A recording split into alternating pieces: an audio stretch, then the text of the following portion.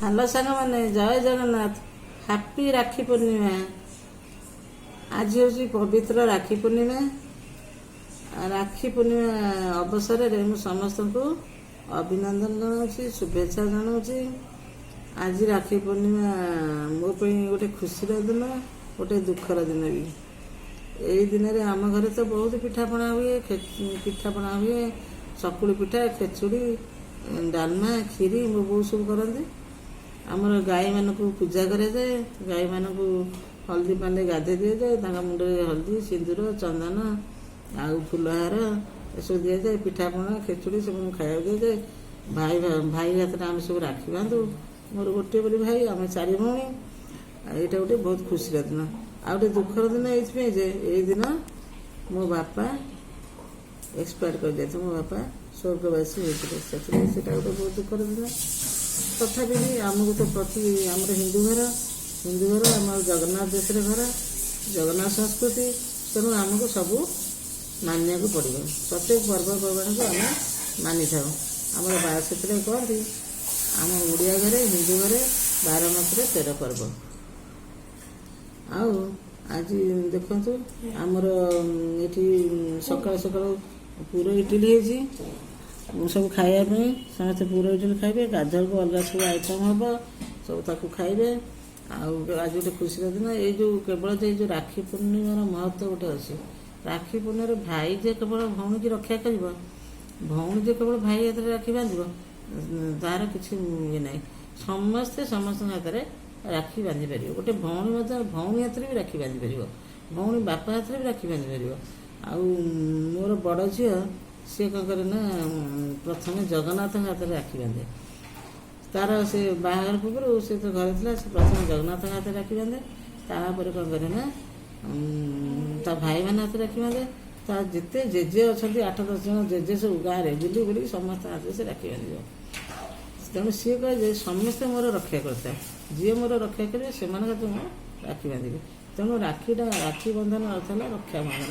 ନହେଲେ ଆମେ କେମିତି ଲୋକମାନେ, ପିଲାମାନେ ଯାଇକି ମୁଖ୍ୟମନ୍ତ୍ରୀଙ୍କ ହାତରେ ରାକ୍ଷୀ ବାନ୍ଧୁଛନ୍ତି, ତାପରେ ପ୍ରଧାନମନ୍ତ୍ରୀଙ୍କ ହାତରେ ରାକ୍ଷୀ ବାନ୍ଧୁଛନ୍ତି।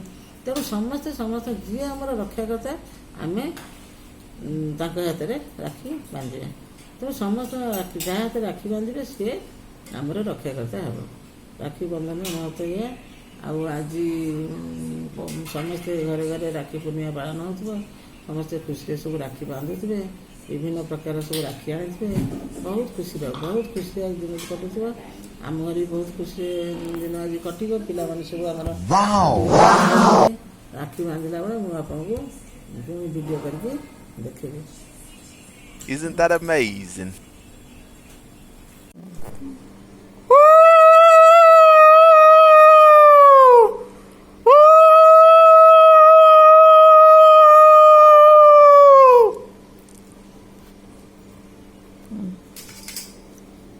ଆମର ରାକ୍ଷୀ ବନ୍ଧା ହେଉଛି।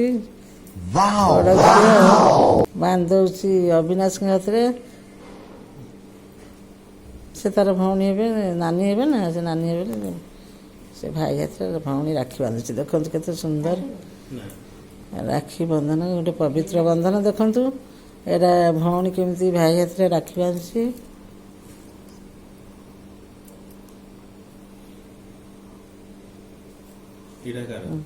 ସେ ରୋମିର, ସେଟା ରୋମିର, ସେଟା ସ୍ମାଇଲି, ସେଟା ମାମାର।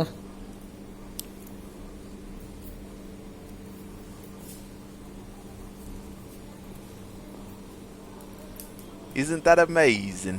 ମିଠା ଗୋଟେ କହିଦେ, ମିଠାଟା କହିଦେ।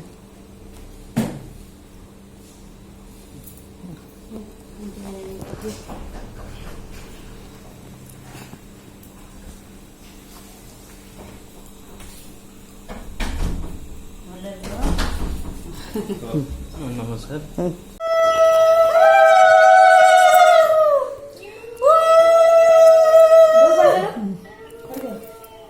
ଭଲସେ ବସ।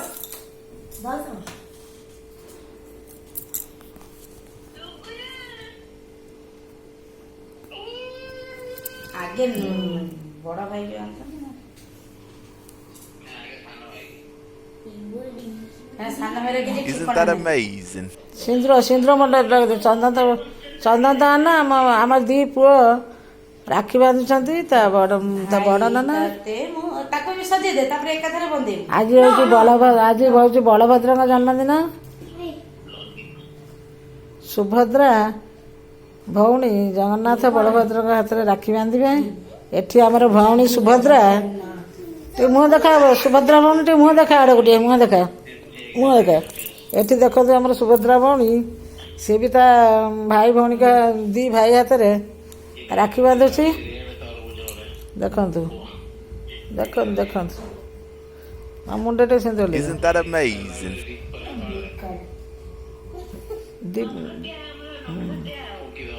ଜଲ୍ଦି ସେଟା କାନା ଆଗେ ଦୀପ ବନ୍ଦେଇ ଦେ ଦୀପ ବନ୍ଧେଇ ଦେ। ଦୀପ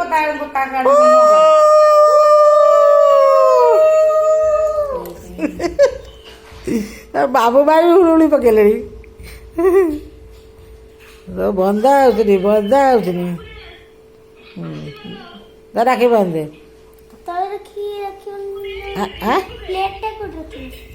ଦେ ଧରଛି ଦେଖ ରାକ୍ଷୀ ବାନ୍ଧେ ଜଲ୍ଦି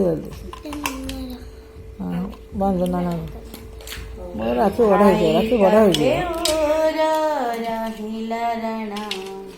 କହିବୁନି କଥା ପଦିଏ ଟାଣା।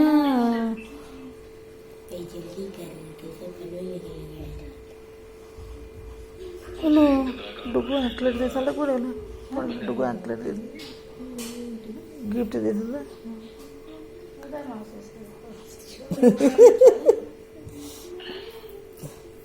ତୁ ଗୋଟେ ବାନ୍ଧିଦେ ତାପରେ ରାକ୍ଷୀ ବାନ୍ଧୁଛି ତାକୁ ଗୋଟେ ବାନ୍ଧିକି ମିଠା ଖୋଇଦେବୁ ଜଲ୍ଦି ସାରିଲା ପରେ ମାନସ ପଛରେ ହବ।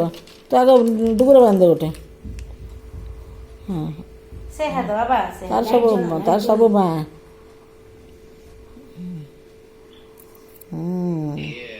ଦେଖନ୍ତୁ ଏଇଟା ପୁରା ଲାଇଟ୍ ବାଲା ଆର ଏଇଟା ମୋଟୁ ପତଲୁ ରାକ୍ଷୀ। ହଁ ଏଇଟା ମୋଟୁ ପତଲୁ ରାକ୍ଷୀ। ମିଠା ଖୋଇଦିଅ ସେ ପଛରେ ବାନ୍ଧ ମିଠା ଖୋଇଦିଅ। ଏଥର ମିଠା ଗୋଟେ ଖୋଇଦିଅ।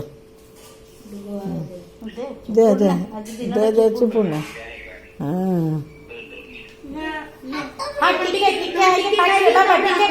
ତା ହାତ ଦେଇଦେ Isn't that amazing? ସେ ହାତ ନେଇ ଖାଇବ। ତା ନନାକୁ ନନା ଗୋଟେ ଖୋଇଦେ। ହଁ ଏଇ ମାଇଁ ଡାକୁଛି ଶୁଣୁନୁ। Isn't that amazing? ଭଉଣୀ କି ଏଇଆ ଦେଲୁ ଆଉ କଣ ସବୁ ଗିଫ୍ଟ ଦେଲନି ଭଉଣୀ କି? ନମସ୍କାର ହଉ ସେଠି। ନନା ଆଶୀର୍ବାଦ କର ଭଉଣୀ ଦିନଟି ଭଲ କଟୁ ସାରା ଜୀବନ ସୁଖରେ ରହୁ। ଭଲ ଡକ୍ଟର ସେ ଭାଇ ହାତରେ ଭଉଣୀ ରାକ୍ଷୀ ବାନ୍ଧିଦେଲା। ଏଥର ଭାଇ ମାନେ ସବୁ ଗିଫ୍ଟ ଦିଅ। ହଁ ଗିଫ୍ଟ ଦିଅ। ଦବାକୁ ଇଚ୍ଛା ହଉନି ଭାଇର ଭଉଣୀ କି।